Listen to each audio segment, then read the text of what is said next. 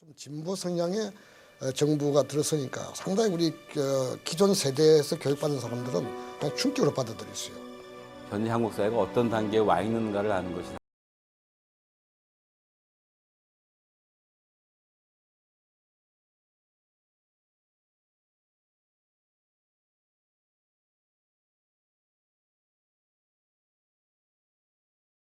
를 보면서도 할 일을 제대로 한 정부다. 내일 당선되고 안 되고의 문제를 떠나서 그 위기 상황을 극복하는 자세, 감동.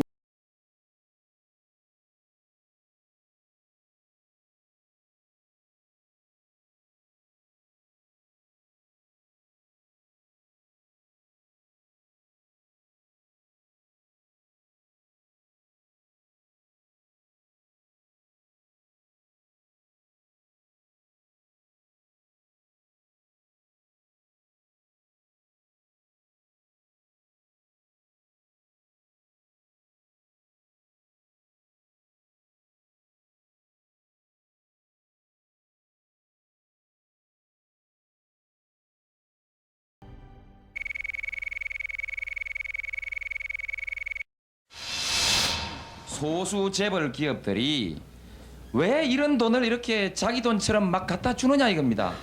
상대적으로 비교가 되지 않습니까? 절대 권력을 가지고 있는 권부에는 5년 동안에 34억 5천만 원이라는 돈을 널렁널렁 갖다 주면서 내 공장에서 내 돈 벌어주려고 일하다가 죽었던 이 노동자에 대해서 4천만 원 주느냐 8천만 원 주느냐를 가지고 그렇게 싸워야 합니까? 그것이 인도적입니까? 그것이 기업이 할 일입니까? 답변하십시오.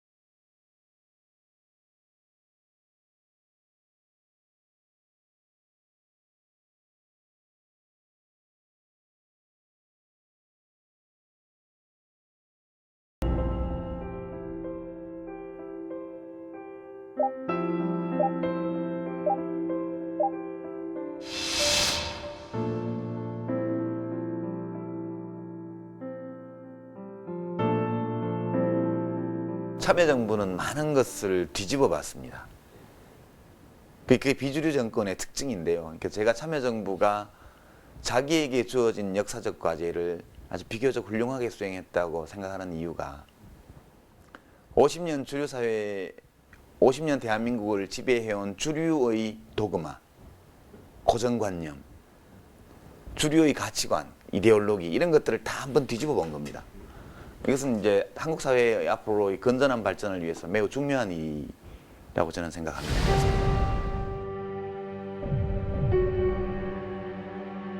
5년의 의미라고 하는 것은 그 문민정부나 국민의 정부 시절에 이 절차적 민주주의 부분은 상당한 진전이 있었다고 봅니다만은 그 내용, 즉 그 민주주의의 실제 내용, 근데 인권이라든지 또 자유라든지 평등이라든지 정의라든지 하는 그러한 실질적인 이 민주주의 발전은 매우 더뎠다 이렇게 생각을 하는데 그 참여정부 5년 동안에 이 실질적 민주주의가 크게 신장을 했다고 평가를 합니다.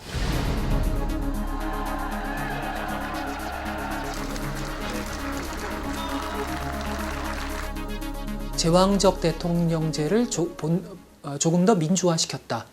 그리고 정치개혁에 있어서 고비용 구조를 완화시켰다라는 거. 그 다음에 정부개혁에 있어서 정부를 혁신형 정부로 바꿨다라는 거. 그 다음에 지방 균형의 문제의식을 이제 추구했다.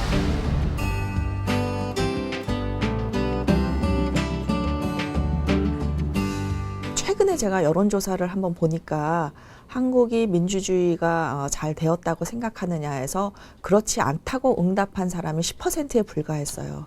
그러니까 그 정도로 한국 민주주의가 이제 어느 정도 성공했다, 정착했다라는 국민들의 평가가 있다는 점에서 저는 그 민주주의의 비약적인 그 발전과 성숙과 심화가 이루어진 정부다.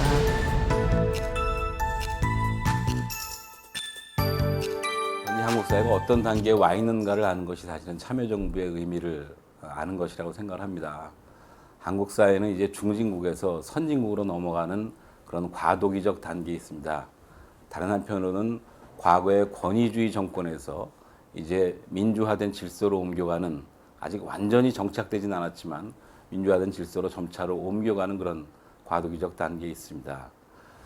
그래서 참여정부는 한국 사회에서 이 과도기적 단계를 마무리하는 그런 역할을 맡게 되었다.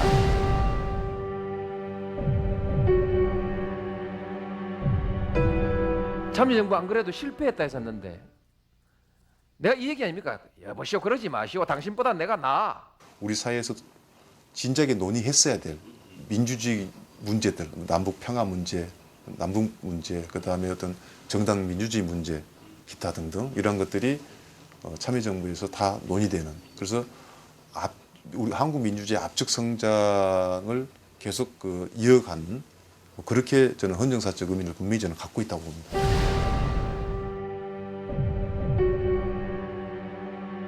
정말 국민들이 그 각 분야에서 자유를 만끽하게 했다라는 건데 언론은 언론대로 성역 없이 정말로 씹었잖아요. 우리 얘기하듯이 좀 속된 표현으로 씹을 만큼 다 씹었고 권력에 대해서 국민들도 하고 싶은 말 다 했고 그 다음에 뭐 이를테면 표현의 자유에 전혀 문제 없이 얘기했고 어쨌든 참여정부 시대에는 국민들이 자기가 표현할 수 있는 그 모든 것들을 다 자유롭게 하는 자유의 시대였다라고 저는 생각을 해요.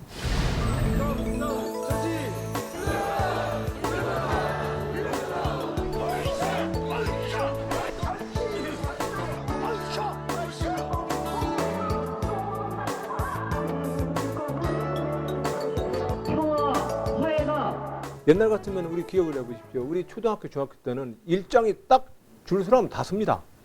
요즘 안 씁니다. 초등학교 하나급도 주먹이 질서를 못 잡습니다. 대한민국 그렇게 주먹이 질서를 못 잡습니다. 그러면 이 질서를 잡으려면 모든 사람이 무도회장에 춤을 추는 사람들처럼 그 스텝이 원칙대로 잘 추면 전체 무도회장이 등 서로 안 부딪히면서 잘 돌아갑니다. 이게 민주주의입니다. 그걸 만들자고 하는 것이어서 오른쪽으로 심하게 휘어져 있는 어떤 것, 이것을 바르게 세우기 위해서는 바로 잡아당기면 합력의 법칙이 작용을 해서 기울어진 게 잘 고쳐지지 않아요. 때로는 반대쪽으로 확 잡아당기는 게 필요하거든요. 그럼 이제 반대쪽으로 확 잡아당기면 그 사람은 이 과격하다는 말을 듣게 돼 있고 반대쪽으로 편향돼 있다는 말을 듣게 돼 있죠.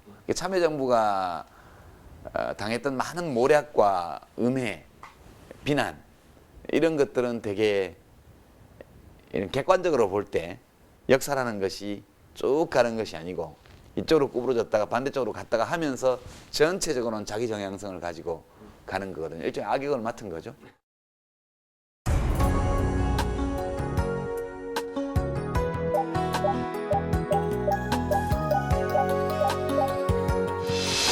한국이 10년 동안 과거로 후퇴했느냐? 그건 좀 우스운 얘기죠.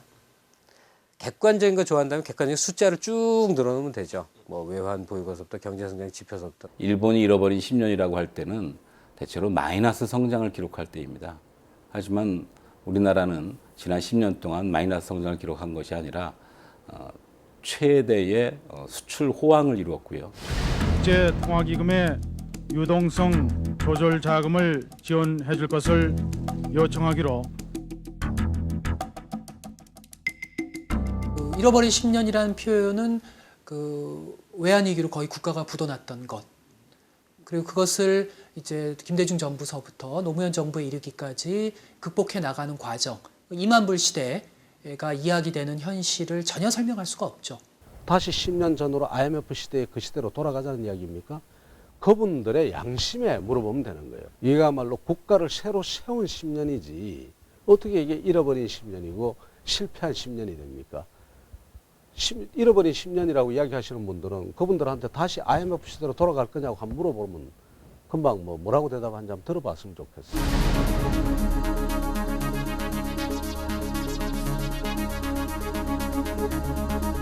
남들은 잃어버린 10년, 그중에 잃어버린 5년은 참여정부 몫이라고 하는데 저는 그렇게 보지 않았습니다. 어떨 때 보면 10년을 내다보는 정부가 참여정부였지 않은가 생각이 듭니다.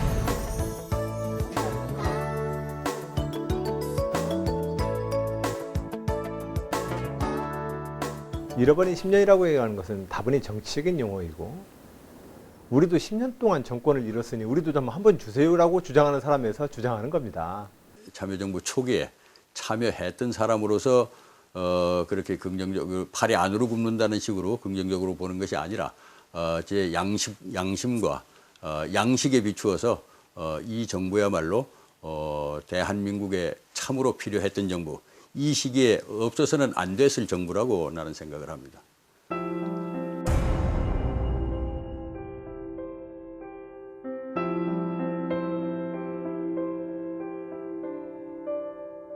무능하다, 아직까지 아마추어다, 실패했다 그렇게 하는데 우리는 아무리 생각해도 그것은 근거가 없다. 근거가 있으면 근거를 다 좀 제시해 주기 바랍니다. 하나하나 답변할 용의도 있고 또 답변에 대한 자료도 다 있습니다. 그 내실을 보면 상당히 국가 백년대계를 위해서 꼭 필요했던 그런 많은 정책 과제들이 실현이 됐고, 그런 점에서 저는 간단히 요약하면 이 정치적으로는 실패했을지 모르나 정책적으로는 성공한 정부다.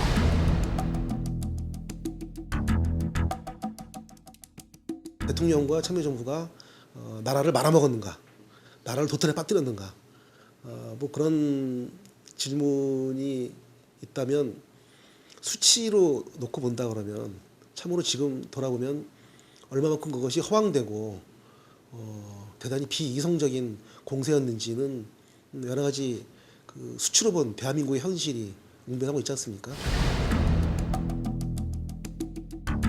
실패라고 규정을 해버리면은 참여정부가 해왔던 정책적 방향과 역으로 간다는 이야기거든요. 실패를 했으니까 그 반대로 가야 될 거 아닙니까? 그 반대는 이건 아니다. 그것은 낭떠러지입니다. 길이 아닙니다. 아마 참여정부가 한 정책들을 쭉 펼쳐놓고 이야기를 하면은 부정할 수 있는 게 별로 없을 겁니다. 하나 예를 들어서 균형 발전을 안 할 수 있습니까? 그 다음에 우리 사회의 경제에서 뒤처진 사람 보살피고 인권을 보살피고 하는 일들을 안 할 수가 있겠습니까? 도대체 무엇을 안 할 수가 있겠습니까?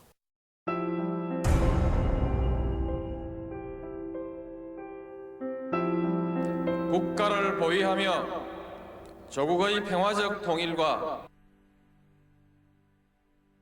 화장실에서 우연히 이렇게 나란히 서서 용변을 보게 돼 기회가 있었는데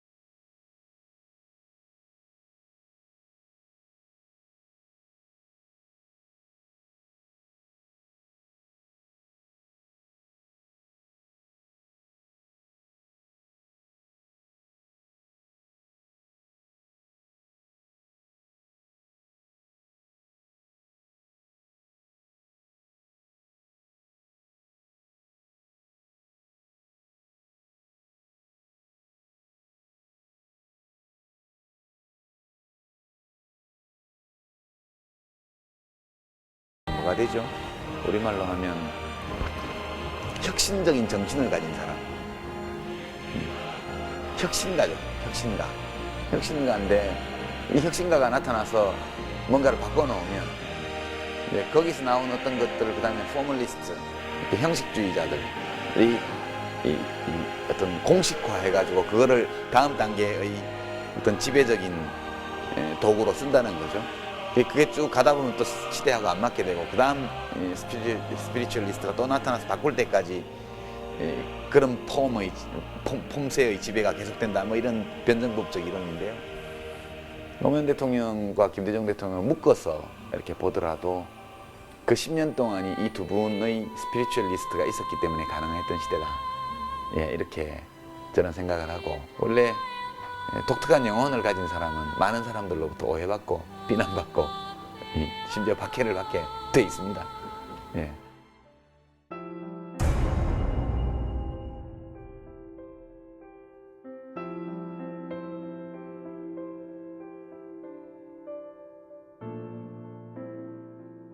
어떤 문장, 문단의 맥락을 제거하고 그 한 단어나 한 문장, 이 말투 이런 걸 꼬투리 잡아서 전체적으로 이렇게 그 분치를 해버리는 이런 보도들이 굉장히 많았죠.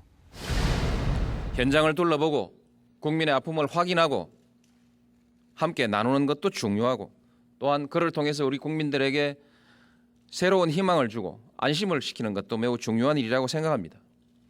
그러나 책임질 수 없는, 실현할 수 없는 정책이 쏟아져 나와서는 안 됩니다. 대통령께서 가진 생각은 항상 그렇습니다. 옛날에는 왕과 신하가 있었다면 지금 국민이 왕이고 대통령은 신하다.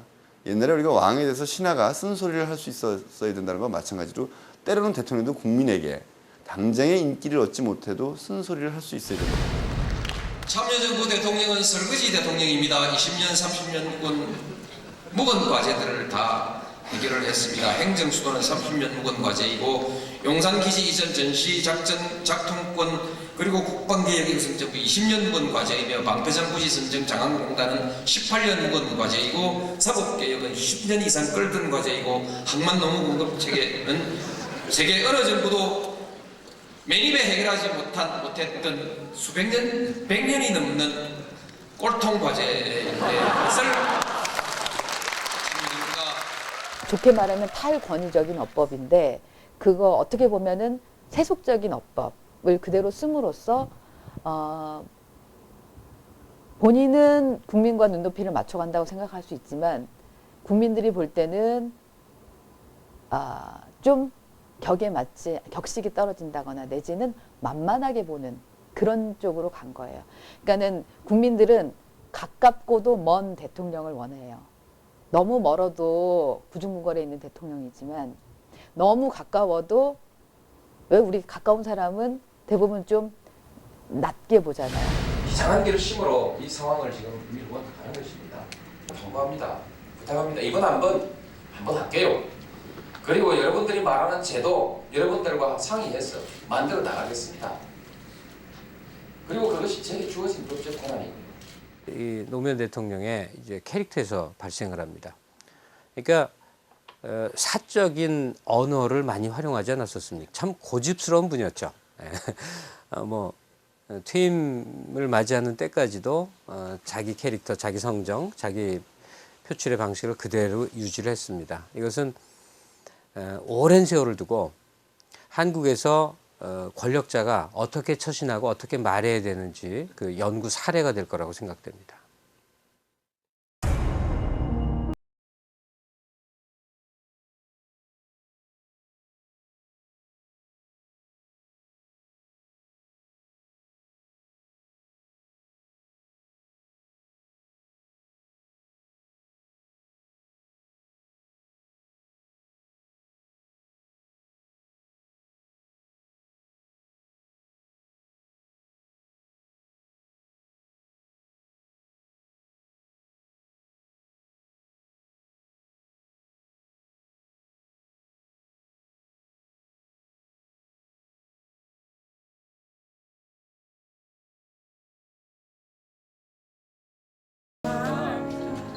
그러니까 후보 때는 TV에서 막 이렇게 학자들하고 논쟁하고 이러는 게 굉장히 논리적이고 멋있어 보이지만 대통령이 되면 국민들은 이렇게 뭔가 큰 지도자를 원하기 때문에 포용력 있고 이렇게 감싸 안아주고 이렇게 다독거려주고 이런 대통령을 원하거든요. 그래서 그런 연기를 좀 해주십사라고 부탁을 한 적이 있는데 대통령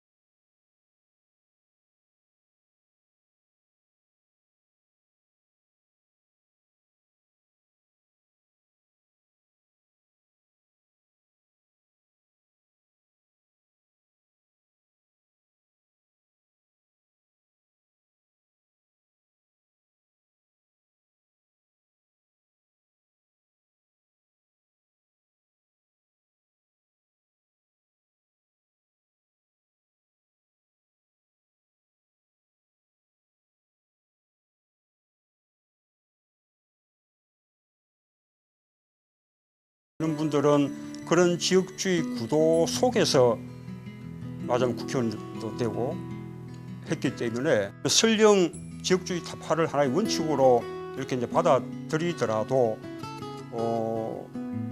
그 어떤 실천함에 있어서는 여러 가지 어떤 현실적인 한계 이런 속에 주저앉고 말게 되죠. 결국 그 저 원칙을 지키면서 자신은 어떤 낙선의 어떤 불이익을 겪은 이런 원칙을 대하는 자세나 태도 이것이 국민들한테 뭐 감동을 준 게 아닌가. 대통령이 되시고 나셔서도 바보처럼 어떻게 보면 피할 수 있는 문제를 피하지 않고 또는 국민들에게 당장 거슬리는 얘기도 문제제기해 가면서 5년 동안 역시 바보 노무현이라는 이름에 맞게 국정을 해오셨다고 생각합니다.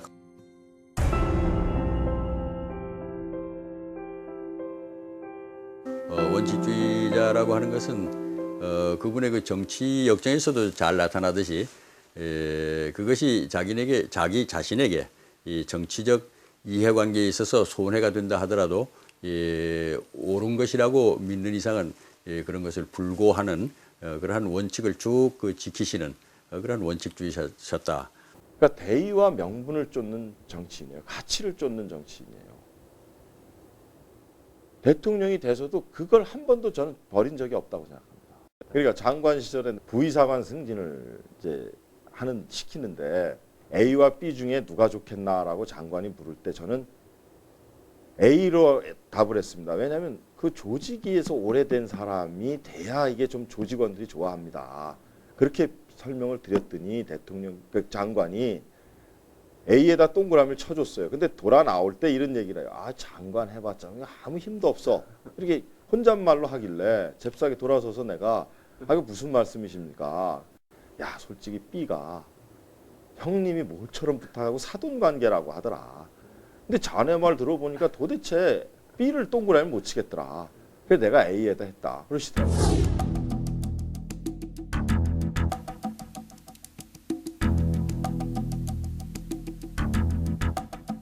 정몽준 후보하고 단일화를 한 다음에 정몽준 그 후보가 자기들한테 어떤 보답을 할 것인가를 문서로 작성해 주라고 하니까 근데 작성을 안 해요.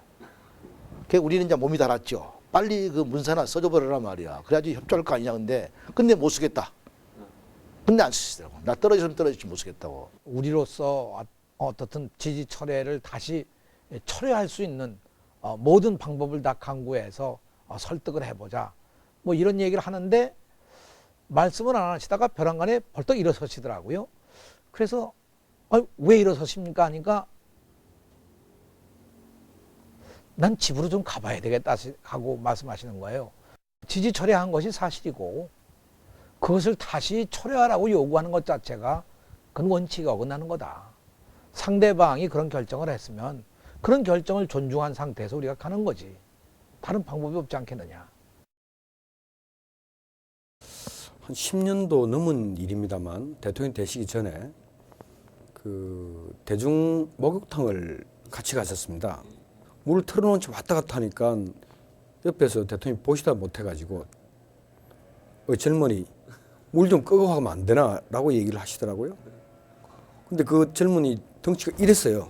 그거 보면서 저도 목욕탕 가면 그런 부분들 유심히 봅니다만 저는 그렇게는 못하고 옆에 가서 살짝 꺼주고 나옵니다.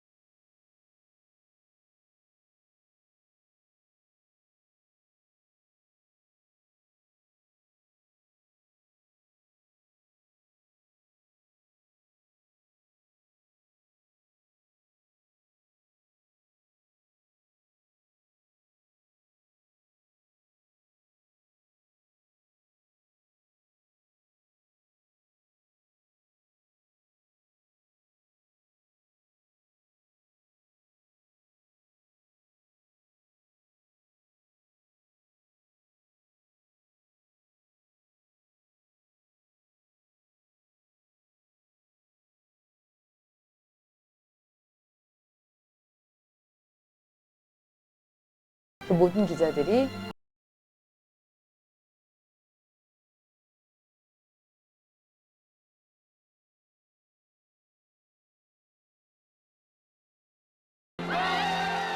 노무현 대통령의 당선 자체가 우리 그 정치사회에서 어떤 큰 의미를 갖고 있다 이렇게 생각을 하고 있거든요.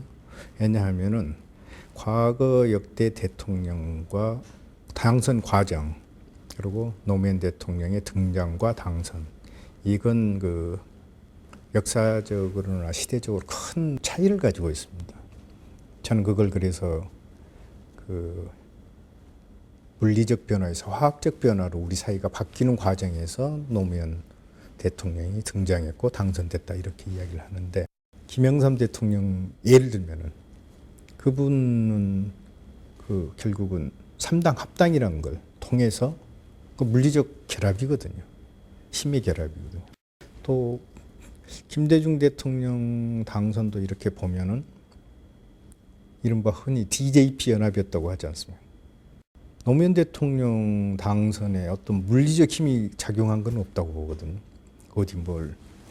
그런데 자발적 이제 그 정치 참여, 시민 참여가 이루어진 첫 적이었고.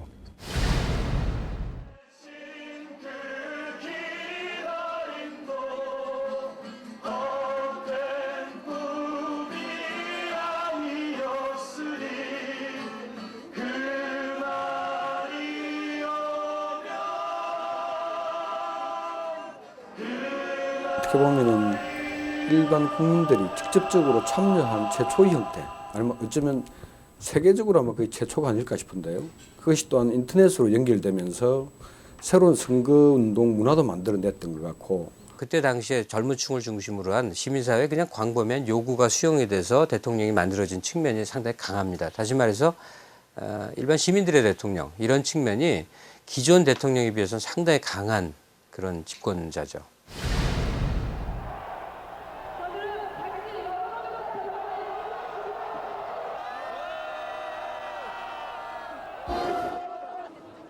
근데 이것이 좀 더 이제 구조화되고 체계화되고 제도화되기 위해서는 이런 흐름을 이제 이 항속적으로 가능하게 해주기 위한 제도 개혁이나 또는 정치 발전 이런 것들이 있었어야 하는데 거기까지 이어지지 못했기 때문에 결국은 이제 일시적으로 굉장히 위력을 떨친 정치인에 대한 큰 팬클럽 이것으로 이제 마무리가 지어져 버린 셈이죠.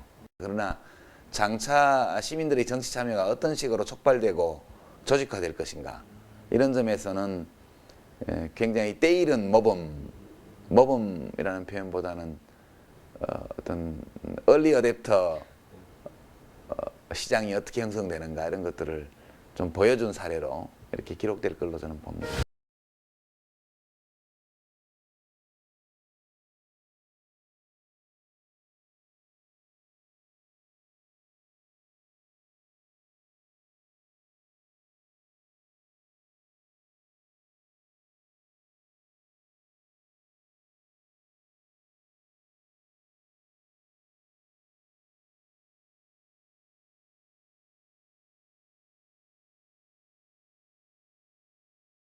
한 열정, 꿈 이런 것들이 압축되어지는 과정을 만나서 같이 한 시대를 꽃피웠다는 그런 생각합니다.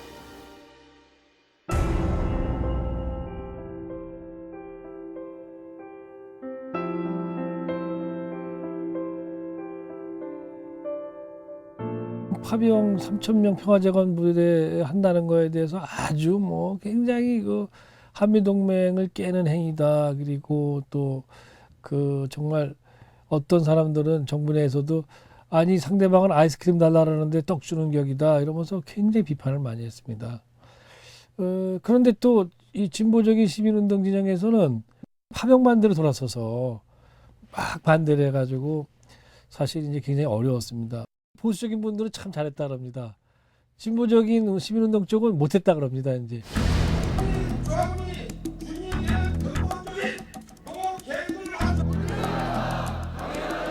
저는 그런 이야기도 들었습니다. 공개된 자리에서 왜 반대하십니까? 미국은 나쁜 나라입니다. 그래서 반대합니다. 근데 그거는 저는 그거는 뭐 과연 그럼 그렇게 하면은 거기에 대한 대안이 있느냐. 근데 그렇게 이념적으로 이렇게 접근을 하면서 뭐 한미 FTA가 이 자회전이다, 우회전이다, 뭐 이렇게 이야기하는 것. 뭐 저는 그분들에 대해서 이거는 그 이념적인 논쟁을 바탕으로 둔 의제가 아니다. 이것은 우리나라가 앞으로 어떻게 먹고 살 거리를 만들어 나갈 것이냐. 그 좌회전하는 사람도 우회전하는 사람도 직진하는 사람도 먹고 살 거는 걱정을 해야 되는 것이죠.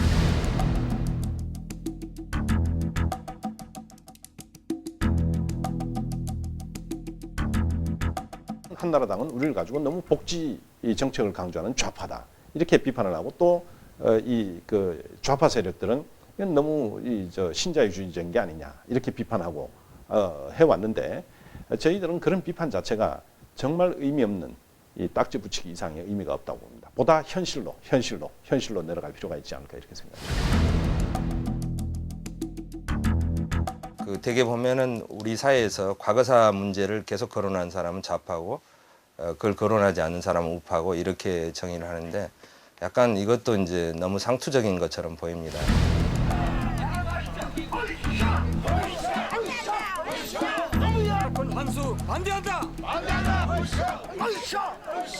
노무현 대통령 좌파 아니었거든요. 좌파라는 이론에 입각해 설명은 전혀 좌파가 아니었습니다. 그러면 우파였냐? 이념적 정향, 즉 오리엔테이션을 좀 벗어나 있었던 인물입니다. 그걸 굳이 얘기하자면 실용주의자라고 할 수 있겠죠. 현실적인 판단에 근거해서 사안별로 접근했다 이렇게 볼 수가 있을 겁니다.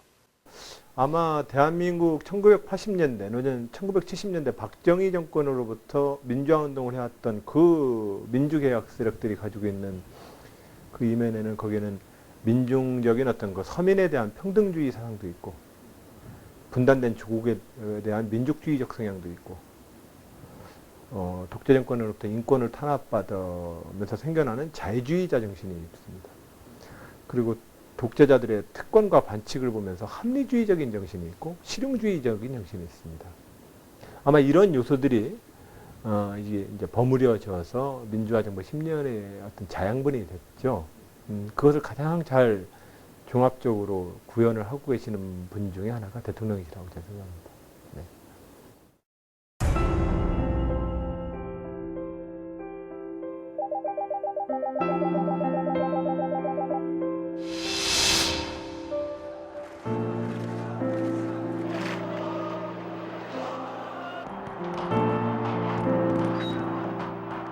우리 진보의 정체성이 소위 80년대 초반부터 만들어졌다면 21세기에 지금 변하는 속도는 80년대 초반에 비해서 엄청나게 빠른 속도로 변하고 있고 또 20년 전의 얘기가 또 이론과 현상들이 현재 좀 맞지 않은 부분들이 있는 것 같다라고 저는 생각합니다. 사실 민주화 이후의 민주주의가 사실 더 중요한 거죠. 그러니까 예를 들어서 민주화라는 것이 외부의 부당한 권력이나 폭압으로부터 자기를 보호할 수 있는 그것까지는 좋은데 이것이 자기 이익의 불가침성으로 가게 되면 다른 사람에 대한 배려 없이 이것은 그야말로 이제 정글 자본주의가 되는 거거든요. 예를 들자면 그 동네에 장애인 복지 시설이 들어온다고 해서 그것을 집단 행동으로 반대하는 사람들, 비정규직 문제만 하더라도 이 노동조합들이 굉장히 뭐 열심히 하고 있지만 실질적으로 이 자기 희생의 선까지 오지는 않았거든요.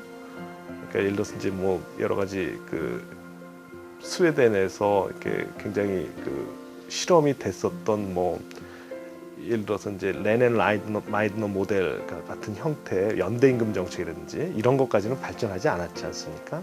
이제 그런 식으로 보면 진보 진영에서 이 정부보다 더욱더 진보적이고 더욱더 또 현실성 있는 그런 그 대안을 냈어야 됨에도 불구하고 이 오히려 그 정부 쪽에 굉장히 많이 끌려다니는 그런 측면이 있다고 생각합니다.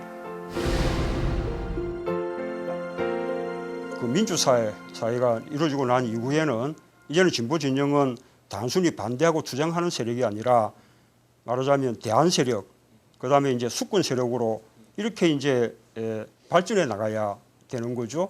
그러려면 어떤 현실의 토대 위에서 정책적인 대안들을 제시를 하고 그걸 통해서 국민들 지지를 받고 이렇게 해 나가야 되는데 아직도 우리 진보 진영은 과거에 반대하고 투쟁하는 어떤 패러다임 거기서 벗어나지 못하고 있는 것 같습니다. 여전히 어떤 뭐 정권은 어떤 투쟁의 대상이며 그 반대의 대상 이렇게 이제 보는 거죠. 87년 이후에 민주화 세력이 민주화 이후 이미 성취됐으니까 그 다음 이야기를 위해서 뭘 준비했던가 그랬던 거고요. 그러면 이 사람들의 정치적 요구는 더 강해졌거든요. 사회경제적으로 아까 양극화 문제라든지 이런 것들에 대해서 여기에 대해서 실질 대답들을 내놓아야 되는데 지난 20년을 돌이켜보면 그러지는 못했고 민주화 좀 앵무새처럼 민주화 이야기를 되풀이하면서 이제 싸워야 할 적이 사라지고 나니까 이제 공동의 적이 없어진 거죠. 그랬을 때 공동의 목표를 추구해야 되는데 저는 민주화 세력들이 그 비주류 근성에서 좀 벗어나지 못했다. 그러니까 비주류라는 건 뭐냐면은 그 목표 지향적이 되지 못하고 어떤 공동의 적을 비판만 함으로써 할 일을 다 했다고 생각하는 그런 점에서 진보 진영이 참여정부를 비판하고 차별화하는 걸로 할 일을 다 했다고 생각하지 실질적으로 진보 세력을 만들어서 국민들에게 새로운 비전을 주는데 동참하지 못했다. 보다 현실적 대응을 하지 못할 경우에 앞으로 이 좌파 더 넓게는 진보 세력의 위기가 올 것이다. 관념적 이론이 중요한 것이 아니고 어떻게 하면 현실적 수단을 통해서 그 가치를 실현해낼 것인가를 고민을 해야 되는 것입니다.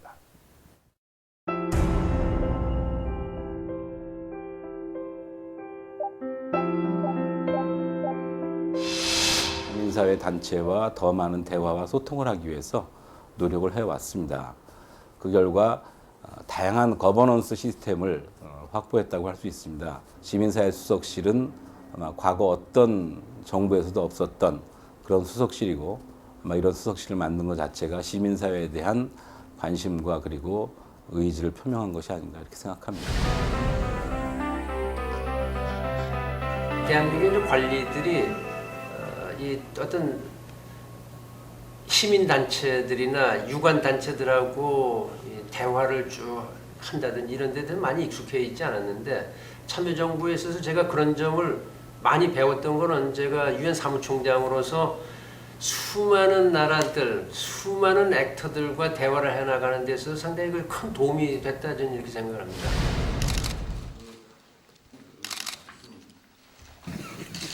오류를 줄일 수 있는 게 그런 토론 그리고 많은 대화 그런 과정 이게 많을수록 오류를 줄여간다고 생각합니다. 옛날처럼 어떤 장관이 한 분 또는 힘 있는 수석이 대통령 직접 만나서 뭐 보고하고 거기서 결재받고 결정받아서 와서 발표하고 그 다음에 또 그건 아니라고 보고요. 역대 정부하고 비교하면은 감히 평비서관이 대통령께 건접한다는 것은 뭐 되게 있을 수 없었죠. 되게 모든 사소한 거 하나도 수석을 거치고 실장을 거치고 이렇게 해서 이게 보고하거나 뭐 저희들이 갖고 있는 의견을 말씀을 드릴 수 있었지만 거의 매일 아침 그 일종의 비서관들뿐만 아니라 수석들이 함께 모여서 토론하고 또 저희들 생각이 좀 다른 내용이 있으면 언제든 말씀드릴 수 있고 그런 문화가 정착되어 있었고요.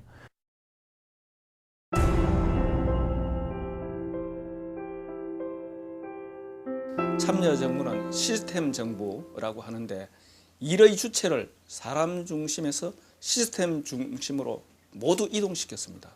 그래서 우리가 한 500개에 가까운 시스템을 만들었는데 그 중에서도 세계에 내놓을 만한 게 한 70개 가까이가 됩니다.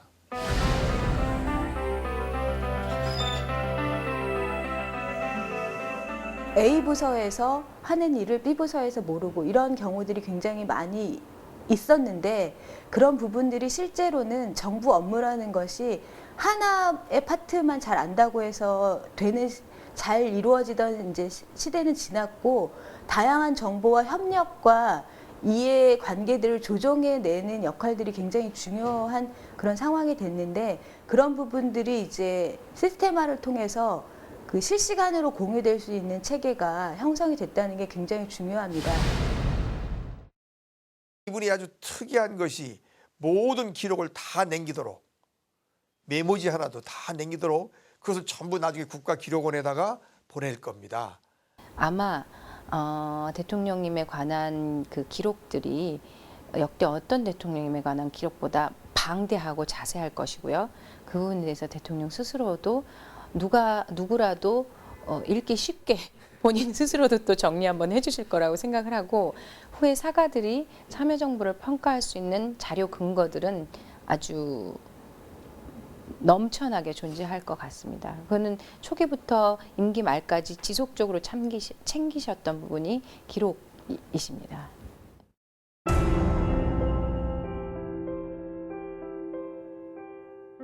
참여정부가 한 일들이 뭐냐면 단기간에 이렇게 보여주는 이런 것보다는 굉장히 시스템 같은 걸 많이 깔은 정부라고 보시면 돼요. 일을 하기 위한 인프라. 행정관이 처음 그 어떤 정책 사안에 대해서 그 기획이나 아이디어를 내고 뭐 했다. 그러면 거기에서부터 출발을 해서 다음 그 선임 행정관에서는 무슨 생각을 했고 어떤 토의를 거쳤고 누구의 자문을 받았고 이거 다 이지원에 들어가 있습니다. 그 다음에 이제 비서관은 거기에 대해서 그러면 그 비서관 차원에서는 그걸 어떻게 다루어서 어떤 결론을 냈고 그걸 이제 수석 이게 쭉 해서 대통령까지 올라가는 겁니다. 이렇게 쭉 보면은 행정관이 생각했던 것부터 쭉 그 토론 과정이 이게 한꺼번에 쭉 올라가 있는 거예요. 이지원은 이제 정보 독점이 불가능하게 되어 있습니다. 그러니까 주변에 정보를 공유해야 될 사람, 그 다음에 이걸 보고하는 과정에서 협조를 받아야 될 사람들이 자기들 의견을 충분히 다 밝힐 수 있게 되어 있고. 이지원 시스템, 물론 많은 수석이나 비서관들이 고생을 굉장히 했습니다. 그러니까 익숙하지 않은 이제 컴퓨터 사용하는 분들은 부처에서 오신 분이든 또는 일반 이제 별정직이든 굉장히 고생을 많이 했지만 지금은 누구나 편리하다고 생각을 하고 있거든요. 그래서 늘 이제 저희들이 우스갯소리로 또 실제도 그렇지만 이거는 정말 특권권자가 대통령입니다. 이렇게 이야기를 이제 하시면서 놀라기도 하고. 이지원을 준비하는 과정에서 컴퓨터 프로그래머들이 대통령과 회의를 한 후에 바깥에 나와서 다들 얼얼하다, 충격이다라는 표현들을 썼었던 것 같아요.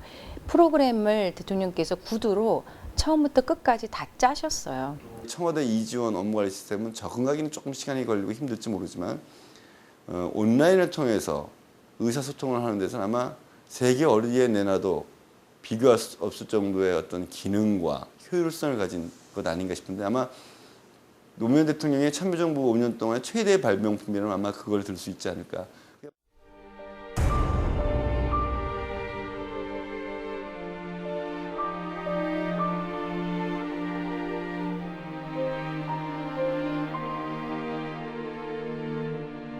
당장 경기 개선하고 그런 게 아니니까 국민들한테 인기가 없었던 것이죠. 그게 참여정부의 불행이라면 불행이고 아이러니입니다. 역사 아이러니인데 그게 참여정부로 하여금 욕을 먹게 만드는데요. 먼 역사의 눈으로 보면은 오히려 그게 사실은 우리나라 발전을 위해서 다른 역대 정부보다 더 많은 기여를 한 것이고 억울한데 지금은 억울하다 이렇게 이야기해도 통하지 않고 억울하다 그러면 또 더 돌팔매를 받는 그런 단계에 있기 때문에 하는 수 없습니다. 욕을 먹으면서 가는 수밖에 없는데요.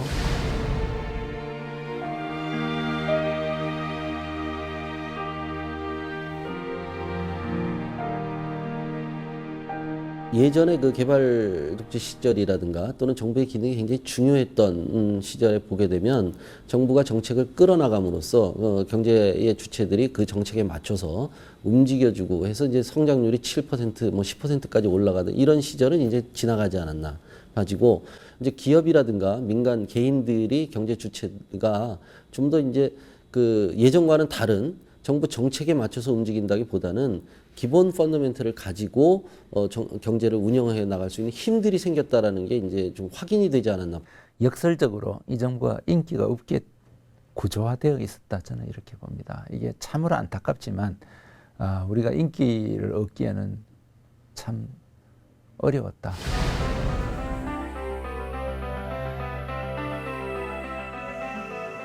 대통령의 힘을 행사하는 이 도구로 쓰지 않았다는 게 분명하니까 말이죠. 그러면 어떤 일이 벌어지느냐. 이 사회 갈등에 각 당사자들이 스스로 해결자로 나서는 수밖에 없습니다. 그러니까 엄청나게 시끄러웠고 엄청나게 혼란스럽고 뭐가 굉장히 잘못된 것처럼 느껴졌어요. 그냥 아주 질서 있게 탁탁탁 힘 있는 사람이 해결해 주면 더 좋을 텐데 말이죠. 그러지 않았던 건 바로 선진국으로 가자. 참여정부에 들어와서는 그 제도적으로 정착을 시켜나가는 시기였어요. 그러니까 정경유착도 완전히 없애버리고 권위주의적인 통치 문화도 없어지고.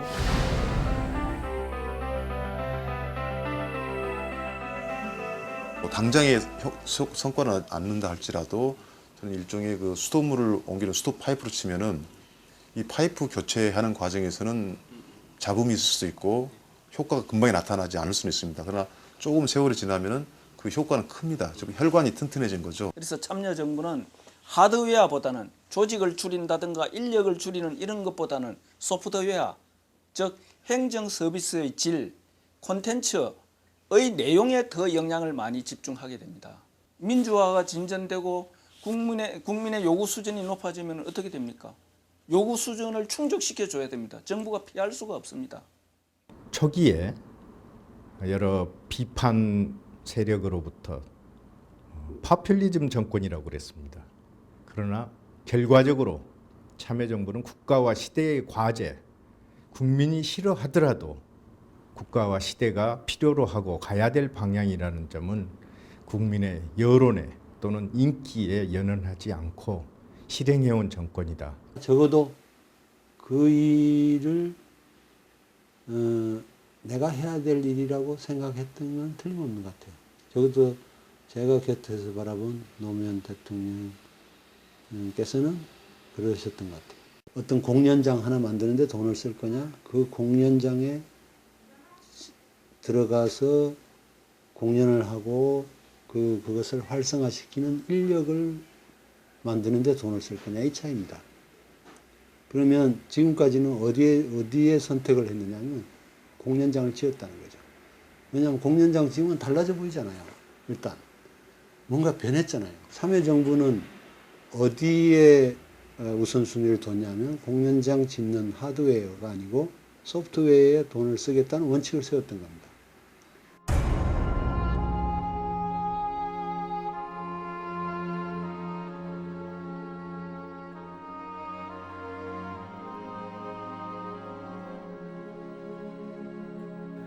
그런 모든 것들을 다 나름대로 뿌리치고 또 그런 것들에 대한 걸 다 스스로 판단하시고 저를 신뢰하셨다는 거는 저로서는 아마 누구를 어떤 자기가 대통령을 만나고 어떤 주군을 만나는들 그럴 수 있겠어요.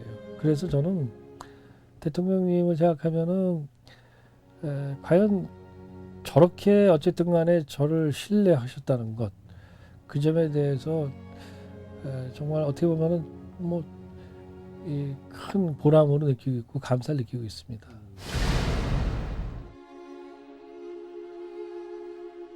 우리 참모들은 다 주주가 돼야 된다. 주주고 그러니까 이 회사가 잘 되면 주주들이 열심히 뛰어줘야 되고 하는 거 아니냐. 그러니까 대통령이 나만이 중요한 게 아니니까 자네들이 항상 일도 열심히 하고 또 그다음에 몸가짐도 게을리하지 마. 주주다. 공동 책임을 지자.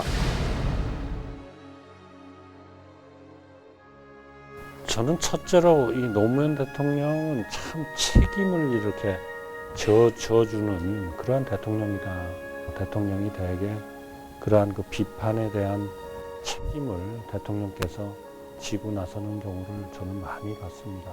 가끔 이것은 대통령이 지시한 겁니다. 사실은 대통령이 꼭 지시하셔서 그런 일이 일어난 것은 아닌 경우가 많은데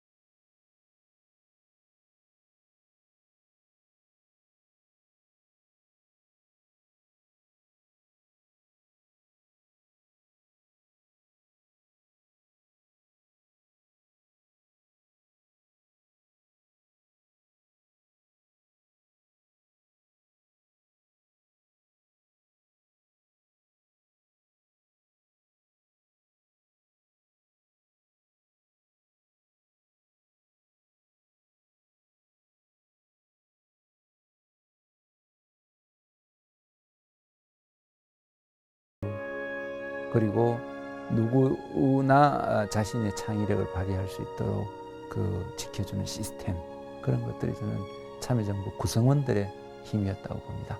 이제 새로운 민주화 시대의 진정한 힘은 저희 같은 방식으로 된다고 봅니다.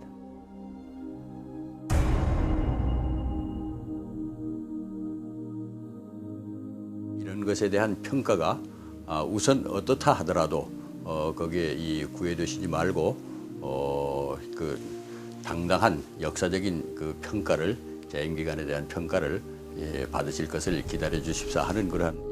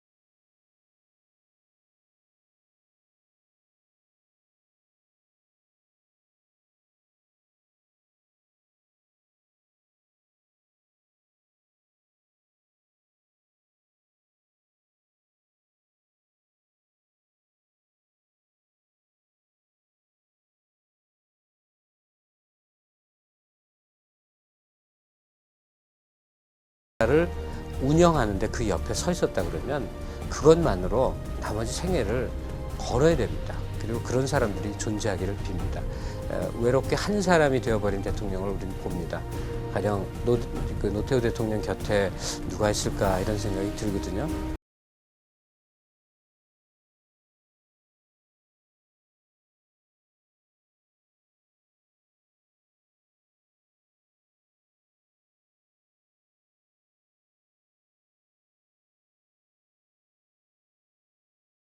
불러서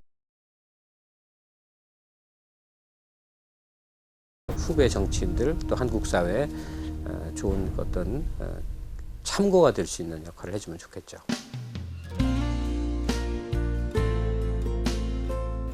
원래 대통령이 퇴임하시고 나면 평전을 제가 쓰기로 하고 대통령이 그 권리를 저한테 주셨는데 기억하시는지 모르겠네 지금. 아픔은 아픔으로 어루만져질 수 있다면 친구의 그 쓸쓸한 마음을 위한 노래 내 아픔 다해서 노래하리 지금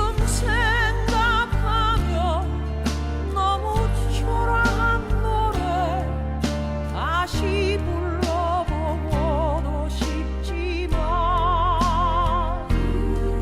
작은 아픔으로 감싸낼 수 없어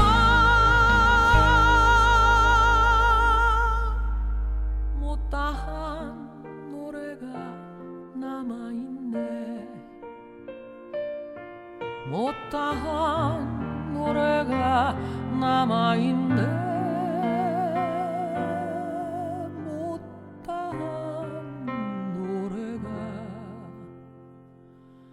나